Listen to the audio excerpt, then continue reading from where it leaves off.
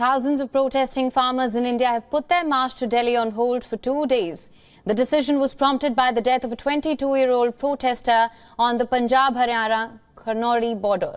The farmers were stopped at the Punjab-Haryana border by the Haryana police, resulting in clashes and injuries. Farmers' groups have alleged that the protester died during the police action. Haryana police have denied the claim. It is instead claimed that farmers attacked its personnel with axes and sticks, injuring 12.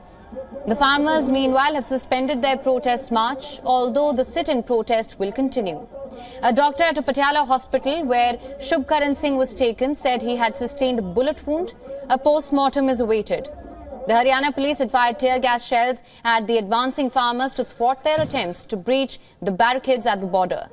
Punjab Chief Minister Bhagwant Mann confirmed the death and assured the farmers that strict action will be taken against those responsible. Meanwhile, the central government has called on the farmer leaders for a fifth round of talks, assuring that it is ready to discuss all matters. The 4 previous rounds of talks have not yielded any desirable results. The farmers have been protesting with a series of demands, which includes the enactment of a law to guarantee a minimum support price for all 23 crops. In a separate but related development, the Cabinet Committee on Economic Affairs, led by Prime Minister Narendra Modi, has approved a 25 rupee per quintal hike in fair and remunerative price (FRP) of sugarcane. The hike in FRP will be applicable for the 2024-25 season. Last year, the FRP was raised by 10 rupees per quintal, taking the price to rupees 340 or $4 per quintal. The FRP, that's the minimum price to be paid by sugar mills to farmers for buying sugarcane. However, some states like Uttar Pradesh, Haryana and Punjab announce higher rates under state advice price, which supersedes the FRP.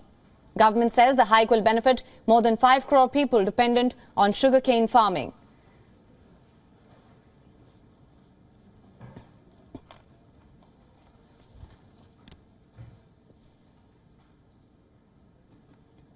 And for the latest on this, we are now being joined by correspondent Dharamjot Kaur, live on ground from Ambala.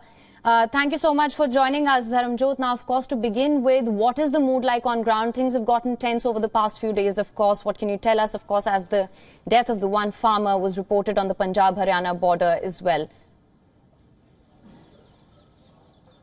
Well, at the moment, things are calm today. Of course, it was a very action-packed, tense day yesterday. And as you already said, the death of a farmer has, it's created a wave of anger and disappointment amongst all the protesting farmers over here at the moment. However, the union leaders did take a call to suspend the march towards Delhi for 2 days. They want things to calm down. They want to regroup and understand what is the best way forward in terms of having their demands met without, any physical damage to property or to life. Now, having said that, of course, there is shortly a press conference that is about to begin over here. Of course, union leaders will be addressing the protesting farmers over here to make them aware of what their ongoing discussions are, what decision they are mulling over at the moment. We are yet awaiting on a confirmation on when, the next round, the 5th round of talks are supposed to take place. Of course, there's no confirmation on the timing of that at the moment. Union leaders are still mulling over that decision as to how to go forward on that. Right. In fact, Dharamjot, I was just going to come to this next, just to understand this better. You've touched on this, of course.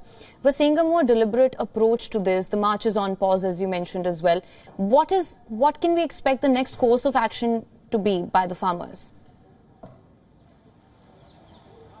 Well, everything and everyone here is on stand down at the moment. There is no action that is going to happen today and tomorrow because that was the strict instructions given by the union leaders. Of course, all farmers here have been asked to strictly follow instructions and not pursue any action on their own. Of course, there are 24-hour announcements ongoing here on the ground, they're making farmers aware of what union leaders are saying. Since there are thousands and thousands of farmers present, of course, there are miles of tractors and trolleys, so communication over here becomes key at this point.